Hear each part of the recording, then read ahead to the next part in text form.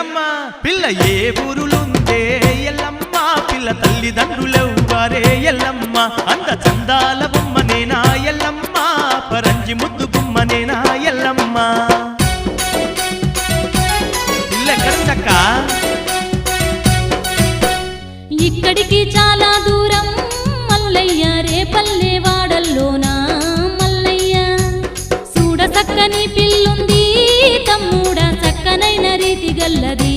Mallayya మాధవసాని Maraiah